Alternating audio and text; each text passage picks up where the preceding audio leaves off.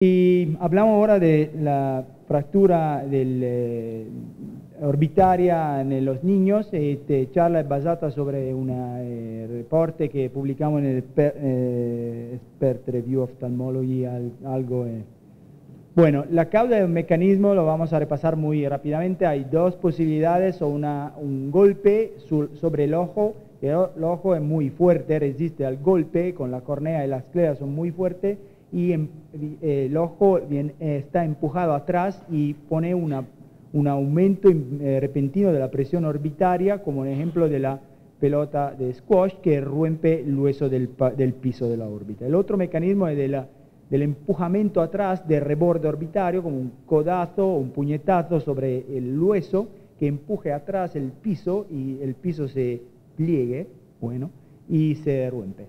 La mayoría de los casos, los dos mecanismos comparticipan en el causar la fractura de la órbita.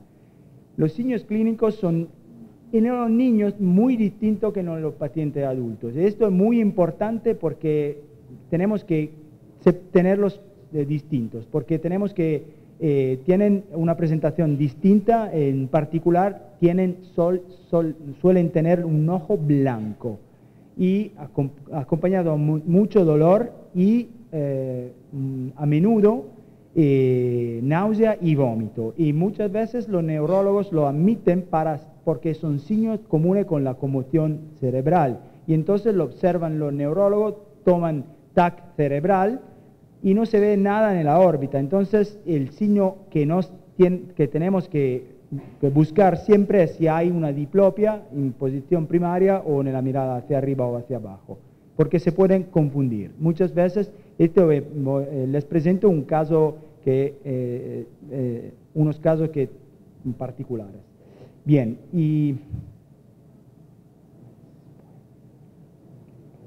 bueno, las complicaciones de la fractura orbitaria son comunes en los niños y en los adultos. Tenemos que cuidar que no se sople en la nariz, porque pueden tener un enfisema de la órbita o de la subcutáneo, o una infección de la órbita, y tenemos que ponerlo bajo cobertura antibiótica. Ese es un caso de enfisema orbitario por una fractura de la pared medial, y esta es una celulite porque una infección del seno y se transmitió por un trámite de la fractura a la órbita también. Entonces tenemos que evitar estas dos complicaciones y hablar con los pacientes. El examen radiológico es muy importante y bueno, tenemos que dividirla con la base del tamaño de la fractura. Si son grandes, tienen un riesgo de enoftalmo. Eso es más frecuente en los adultos, menos en niños. En niños es típico que las fracturas sean pequeñas y que queden con el músculo atrapado en la fractura, en particular en el piso.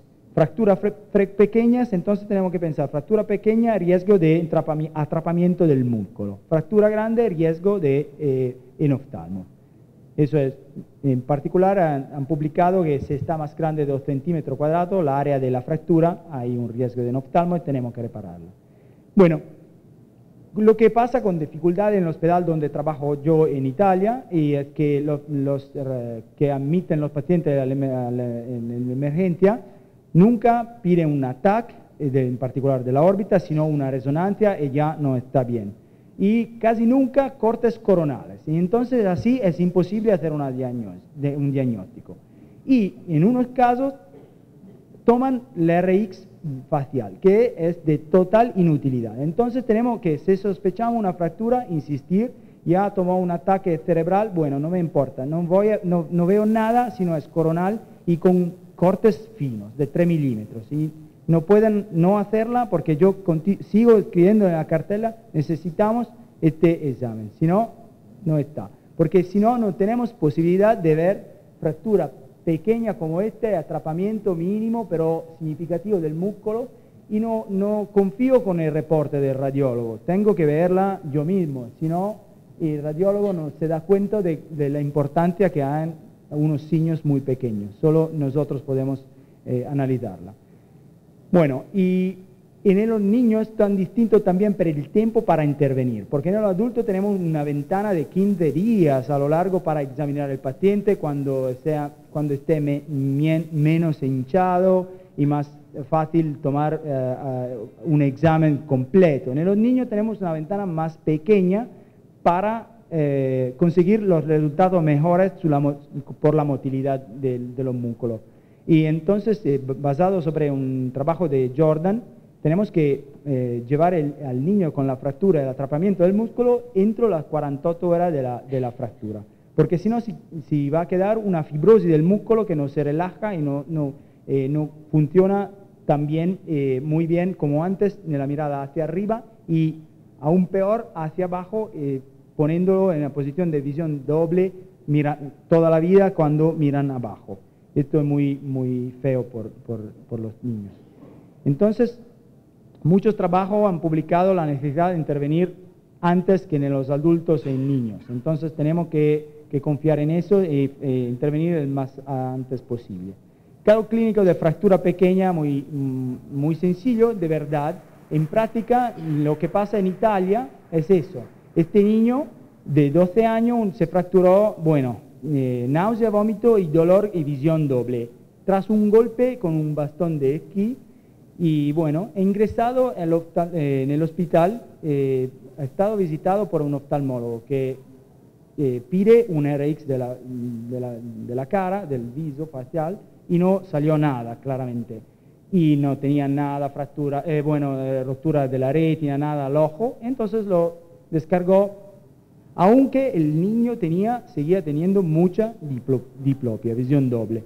Y esto cuando un mes después llegó a nosotros con este problema. Y esto es muy feo porque un mes después ya tiene mucho retraso. Entonces, hemos revisionado la TAC por la primera vez y aquí al músculo del otro lado muy bien sobre el reborde del margen, el piso de la órbita, y el lado fracturado con no hay el músculo en la órbita, sino el músculo está en el sino maxelar. Entonces, tenemos que operarlo. Aquí hay una visión intraoperatoria de la fractura, este paciente antes y después, afortunadamente, la recuperación completa de la motilidad. Otro ejemplo, un paciente de 8 años, un codazo nadando y diplopia y dolor, ingresado por el neurólogo por una conmoción cerebral y descargado por el oftalmólogo porque el RX está negativo. No se puede aceptar algo así, no tiene sentido. Aquí, la resonancia, claro, no es un ataque, no se ve el hueso, pero tenemos que pensar que este es el músculo atrapado y siempre hago una test de la abducción forzada en el quirófano. Reparamos la fractura y la recuperación está completa. Otro más, un codazo jugando a básquet, dolor, náusea, diplopia. Lo vimos nosotros primeros y lo operamos entre las 2 horas del trauma, sin problemas. Y aquí a la fractura, antes y después pusimos un implante en el borde orbitario. Aquí un video muy rápido de cómo hago el abordaje hoy en día, directo un corte directo de la conjuntiva sobre el periósteo. Protegimos el ojo con la espátula y corto directamente la conjuntiva y el periósteo con el mismo pasaje. Entonces no hago la disección de lo... está ahora está descentrado, vamos a ponerlo mejor. Y la disección se hace normalmente y se levantan todos los tejidos del piso y está difícil la disección cuando hay mucho tejido atrapado en la fractura, como en este caso que es una fractura muy grande y muy posterior. Tenemos que liberar todos los rebordes de la fractura, medial, lateral y, muy importante, el posterior, que llegó en este caso casi hacia el ápice orbitario. Los tejidos que se ven aquí medialmente, todos están atrapados en la fractura, la grasa y el músculo, y pronto se verá el sino maxelar que con un poco de sangre que sale de la fractura. Tenemos que liberar todo, tiene un poco de trabajo de paciencia. Aquí la fractura, el margen, el reborde lateral, medial y el posterior que no se ve bien. Este video lo hemos sacado por el microscopio. Ponemos un implante de Medport, suelo utilizar eso. Y no tenemos que fijarlo al reborde, solo asegurarlo con unos puntos del periósteo anterior, al reborde orbitario. Bueno, pasamos. Entonces, los puntos claves de la cirugía en este caso es liberar el músculo atrapado, examinar la fractura hasta el borde posterior de la fractura, poner el implante sobre hueso sano y no sobre la fractura. No hace falta fijar el implante, sino suturar el periósteo delantero del implante. Y por los pacientes que tienen enoftalmos, este es un niño más grande, pero con enoftalmo, 2 años después de una fractura orbitaria ya reparada, donde pusieron un implante, pero algo muy suave, muy fino, que no recrea la forma del piso orbitario. Entonces no tiene diplopia, pero un enoftalmo estéticamente significativo y una órbita mucho más grande en el lado fracturado porque no hay un piso sólido. Entonces tuvimos que operarlo, reposicionar un implante, ese es el implante que hemos puesto en Medport, y bueno, la corrección del enoftalmo. En niños no es muy frecuente, pero puede ocurrir en fracturas muy grandes. Y todo lo que pasa con las fracturas que son pequeñas, donde el músculo no está fracturado o que no son tan grandes, no hacemos nada, les observamos a los pacientes, porque en este caso, por ejemplo, con un enfisema subcutáneo y orbitario, una fractura muy pequeña de la pared medial, bueno, no pasa nada, el aire está reabsorbida en unos días y todo regresa a su posición normal. Y otro caso que parecen feos, con una fractura pequeña, el músculo está sobre el piso, no tenemos que hacer nada, solo observarlas.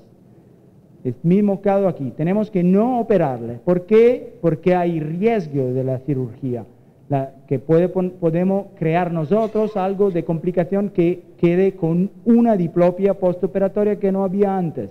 Una hipoestesia infraorbitaria, hacemos daño al nervio infraorbitario, una migración u infección del implante que vamos a poner un cuerpo extraño en la órbita que cuando no haga falta, y un ectropion del párpado inferior, de especial manera con los abordajes por la piel. Lo que pasa en Italia, que los pacientes que tienen una fractura de la órbita, todos los ven en lo maxilofacial y todos no sale uno sino estar operado.